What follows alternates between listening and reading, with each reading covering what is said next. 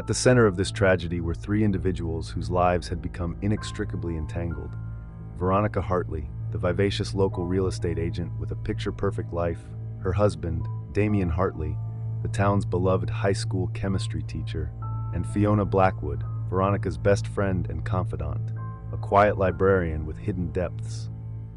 To the outside world, these three represented the very best of Centerville, hardworking, friendly, and deeply involved in their community. But beneath the surface of potlucks and PTA meetings, a dangerous undercurrent was forming. A seemingly innocent plan, born from one woman's insecurity, would set in motion a chain of events that would lead to passion, betrayal, and ultimately death. Veronica and Damian Hartley's love story was the stuff of small-town legend. They met on a sweltering summer day in 2010 at the annual Centerville 4th of July picnic. Veronica, then Veronica Caldwell, was manning the lemonade stand, her hair gleaming in the sunlight. Damian, newly arrived in town to take up his teaching position, was instantly smitten. Their courtship was a whirlwind of stolen glances across crowded rooms, late-night conversations on Veronica's porch swing, and shared dreams of a future filled with love and laughter. Within 6 months, Damian had proposed, presenting Veronica with a modest diamond ring at the top of Mill Road Bridge at sunset. Their wedding, held the following spring in the town square, was the social event of the year. From the outside, the Hartleys seemed to have it all. Damian quickly became a favorite among students and faculty alike, his passion for science infectious, and his gentle demeanor endearing him to even the most troublesome teens. Veronica's career in real estate flourished, her natural charm and business acumen making her the go-to agent for anyone buying or selling in Centerville. They bought a charming house on Maple Street, complete with a white picket fence and a sprawling backyard, perfect for the family they hoped to start. Their home became a hub for social gatherings, from summer barbecues to holiday parties. To their friends and neighbors, Veronica and Damian were the golden couple, living proof that true love could conquer all. But as the years passed, cracks began to form in their seemingly perfect facade. The children they had dreamed of never came, despite numerous attempts and medical interventions. The strain of infertility took its toll, leading to quiet arguments behind closed doors and a growing distance between them. Veronica threw herself into her work, staying late at the office and taking on more clients than ever. Damian found solace in his lab, spending long hours after school working on various experiments and tutoring struggling students. They still presented a united front to the world, but those closest to them began to notice the strain. As their 5th anniversary approached, Veronica found herself plagued by doubts and insecurities. She began to wonder if Damian's late nights at school were really about work, or if there might be someone else. The seed of suspicion, once planted, grew rapidly in the fertile soil of her imagination.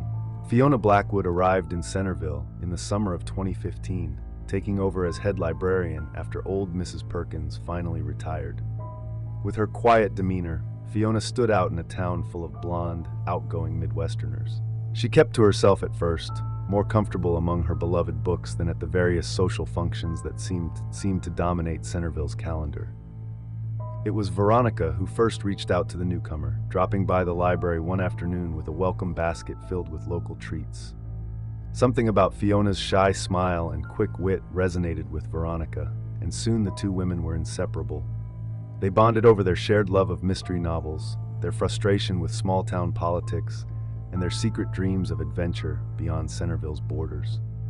As Veronica's marriage to Damian grew strained, she found herself confiding more and more in Fiona.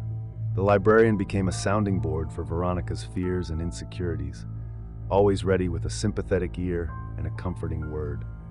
For Fiona, who had never had many close friends, Veronica's friendship was a lifeline in a town where she still felt like an outsider. Growing up in foster care, she had never known the stability of a loving family. Her romantic history was a series of brief, painful encounters that left her wary of opening her heart. She envied the Hartleys' seemingly perfect relationship, even as she listened to Veronica's growing doubts. In quiet moments alone in her small apartment above the library, Fiona would sometimes allow herself to imagine what it would be like to have a love like Veronica and Damian's. She pushed these thoughts away, feeling guilty for even entertaining them. After all, Veronica was her best friend, and Damien was off limits. Little did Fiona know that her loyalty to Veronica would soon be put to the ultimate test, one that would challenge everything she thought she knew about love, friendship, and herself. As the Hartleys' 6th wedding anniversary approached, Veronica's paranoia about Damien's fidelity reached a fever pitch. Every late night at the school, every text message he quickly hid from view, every distracted moment during their conversations became evidence of his potential infidelity in her mind. One balmy evening in late August, as Veronica sat alone on her porch swing, nursing a glass of white wine and scrolling through her phone, she came across an article about loyalty testing. The piece described how some people hired actors or convinced friends to flirt with their partners to test their faithfulness. The idea took root in Veronica's mind, growing and twisting until it seemed like the only logical solution to her doubts. The following day, Veronica invited Fiona over for coffee. As they sat in the kitchen, surrounded by the aroma of fresh muffins, Veronica hesitantly brought up her concerns about Damien's faithfulness. She confided in Fiona, expressing her fears and doubts about her relationship. To Fiona's astonishment, Veronica then made an unexpected and troubling request. She asked Fiona to test Damien's loyalty by attempting to seduce him. Fiona was taken aback, nearly spilling her coffee in shock. She immediately voiced her objections, assuring Veronica of Damien's love and commitment. However, Veronica persisted, outlining a detailed plan for Fiona to flirt with Damien and potentially even kiss him. She tried to justify it as a simple test of his fidelity, claiming it would either confirm her trust in him or reveal the truth if he was unfaithful. Fiona strongly disagreed with the idea, pointing out the ethical problems and potential consequences. She emphasized how this plan could damage both Damien's trust and their own friendship. Despite her misgivings, Veronica pleaded with Fiona, appealing to their close bond and her desperate need for certainty.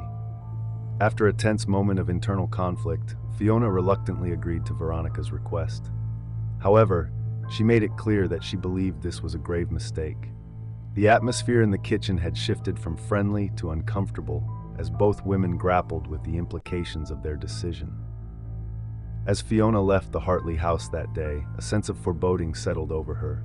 She couldn't shake the feeling that she had just agreed to something that would change all their lives forever. Little did she know just how prophetic that feeling would prove to be.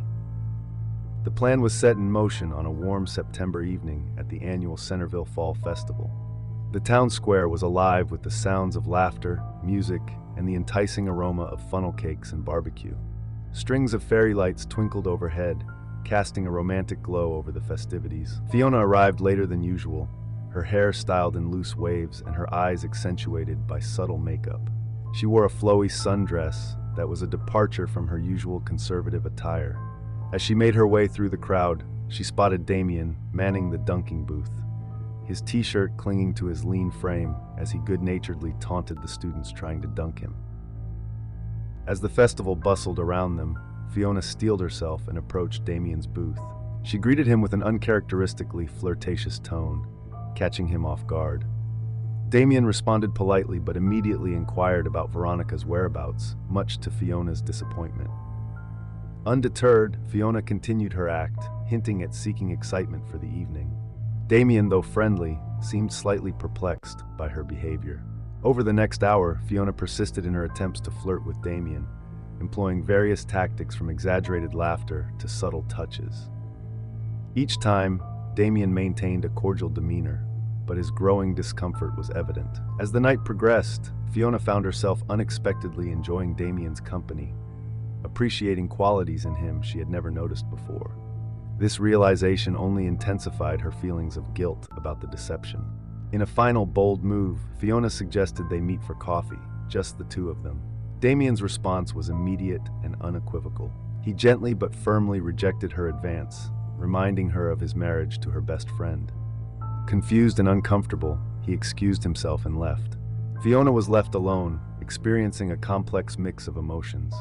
Relief at Damien's loyalty warred with an unexpected twinge of disappointment.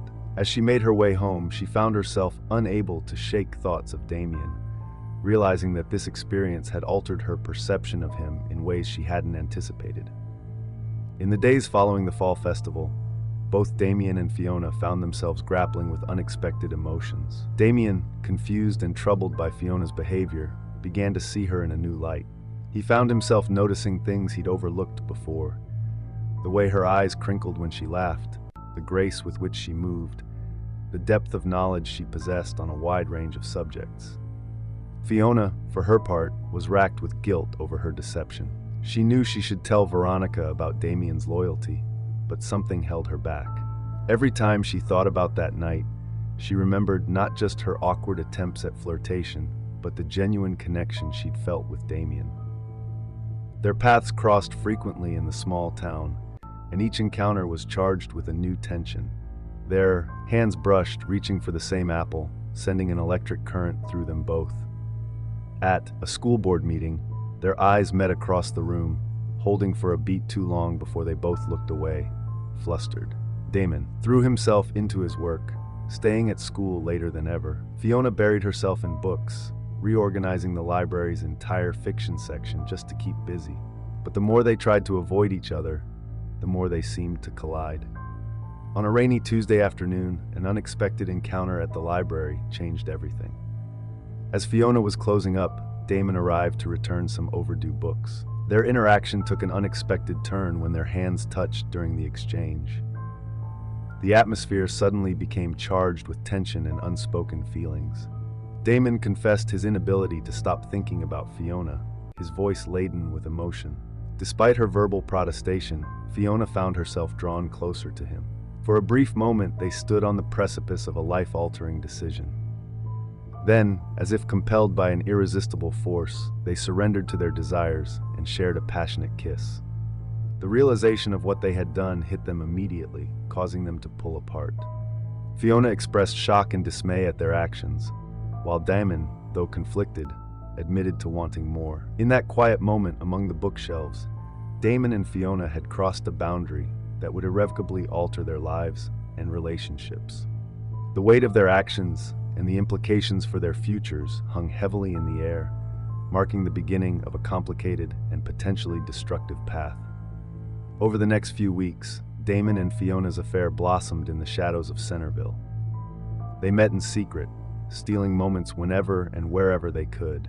The back room of the library became their sanctuary, the place where they could be truly themselves, away from the prying eyes of the town and the weight of their guilt.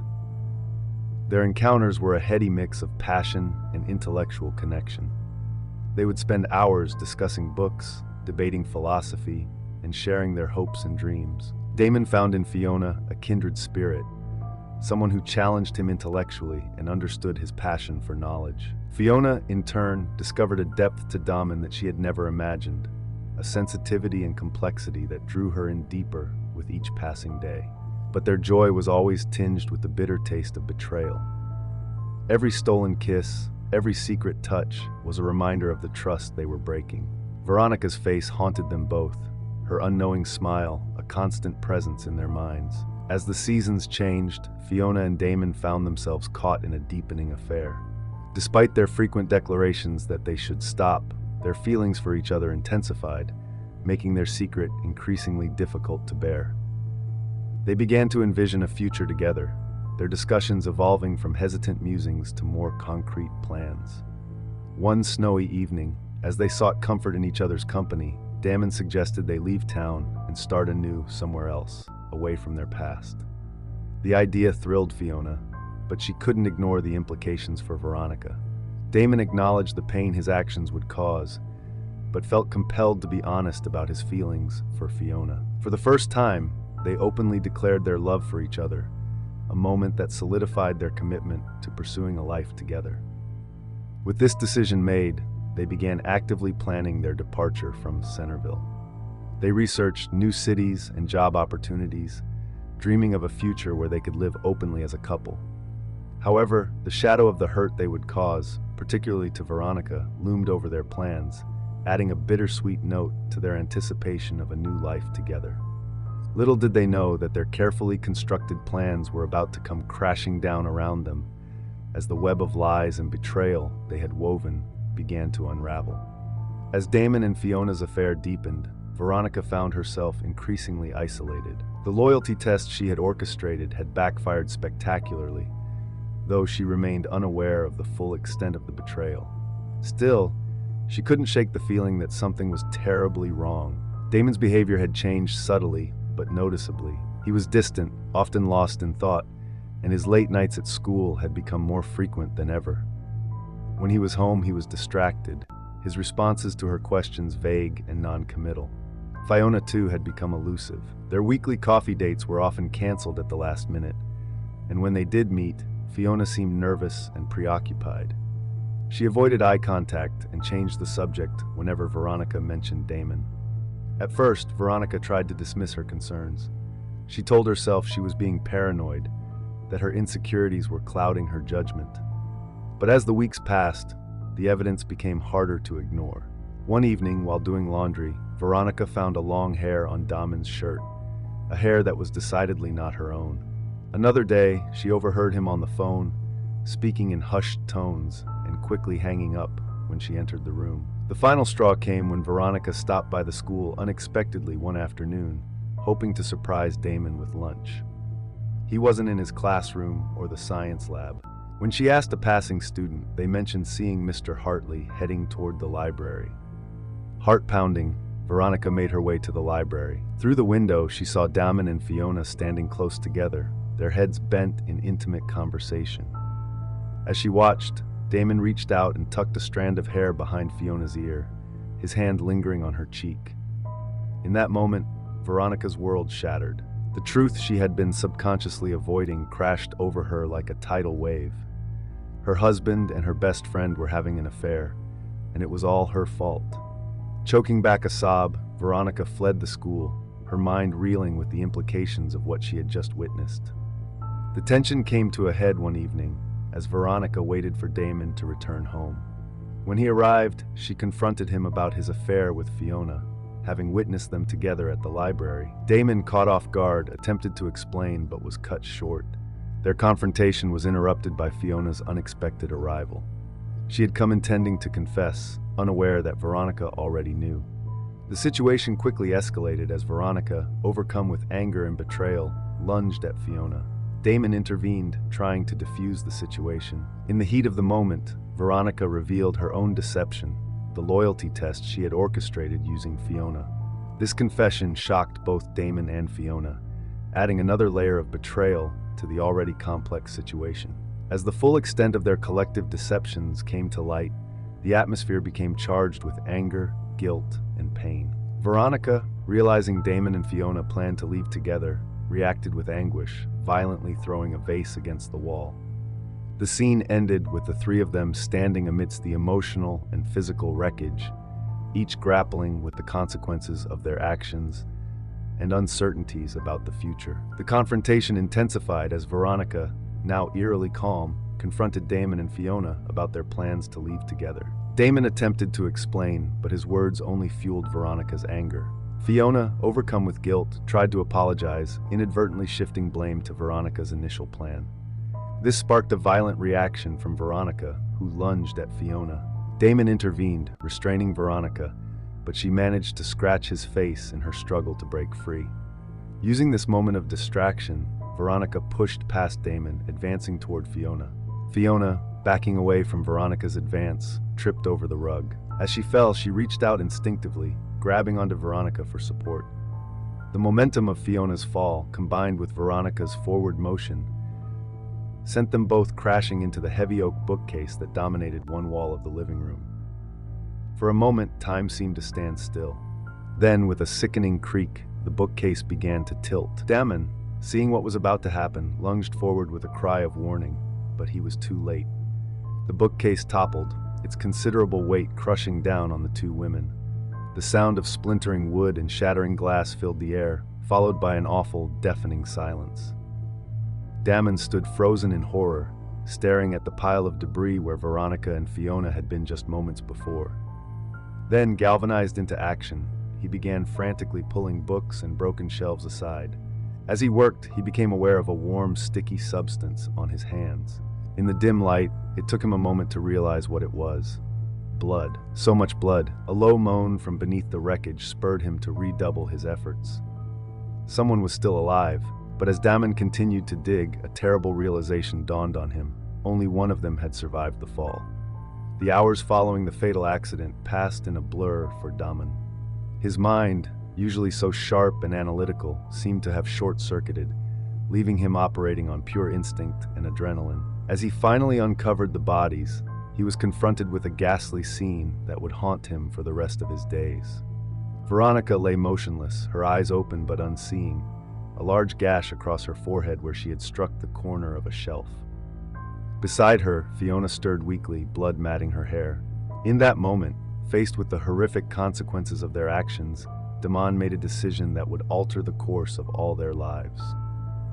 He couldn't bear the thought of losing them both. With shaking hands, he checked Veronica for a pulse, knowing even as he did so that it was futile. She was gone. Over the next few hours, operating in a state of shock and panic, Damon put into motion a plan that went against everything he believed in. He cleaned the scene as best he could, packing away broken items and rearranging furniture to hide the evidence of the struggle. Then, under the cover of darkness, he carried Veronica's body to his car. The drive to Willow Creek was the longest of Damon's life. Every shadow seemed to hide a witness, every sound the wail of approaching sirens. When he finally reached the old Mill Road Bridge, he hesitated only for a moment before consigning his wife's body to the murky waters below. Returning home, he found Fiona semi-conscious on the couch where he had left her. Together they constructed a story. Veronica had stormed out after an argument, taking some clothes in her car. They had assumed she needed some time to cool off. They would report her missing in the morning if she hadn't returned. As dawn broke over Centerville, Detective Elias Reeves received the call about a missing person. Little did he know that this routine report would lead him into one of the most complex and disturbing cases of his career. Over the following weeks, as search parties combed the area and posters of Veronica's smiling face appeared all over town, Damon and Fiona clung to their story and to each other. But as the investigation intensified and inconsistencies in their account began to emerge, both realized that the truth they had tried so hard to bury was clawing its way to the surface. Detective Elias Reeves was a man who prided himself on his ability to read people. In his 20 years on the force, he had developed an almost preternatural sense for when someone was lying, and from the moment he first interviewed Damon Hartley and Fiona Blackwood, his instincts were screaming that something was off. The investigation into Veronica Hartley's disappearance proceeded methodically. Reeves and his team combed through cell phone records, interviewed friends and colleagues, and meticulously reconstructed the events leading up to that fateful night. At first, Damon and Fiona's story seemed to hold up. Several people confirmed seeing Veronica upset in the days before her disappearance. Her car was indeed missing from the Hartley driveway, but as the days turned into weeks, cracks began to appear in their narrative. A breakthrough came when a teenager fishing off the Mill Road Bridge hooked onto something heavy. To his horror, he reeled in a waterlogged purse containing Veronica's driver's license. The discovery shifted the focus of the investigation, and soon dive teams were scouring Willow Creek. As the net tightened around them, Damon and Fiona began to unravel. Fiona, racked with guilt and unable to sleep, became increasingly erratic. During her third interview with Detective Reeves, she broke down, confessing to the affair, but insisting that Veronica's death had been an accident. Damon, confronted with Fiona's partial confession, finally crumbled under the weight of his lies.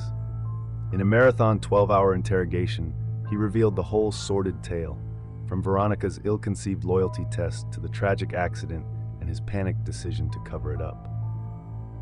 The final piece of the puzzle fell into place when Veronica's body was recovered from Willow Creek. The autopsy confirmed that her death had indeed been caused by blunt force trauma consistent with the falling bookcase. In the end, both Damon and Fiona were found guilty of involuntary manslaughter and conspiracy to conceal a death. The judge, taking into account the accidental nature of Veronica's death, but condemning their subsequent actions, sentenced them each to 15 years in prison.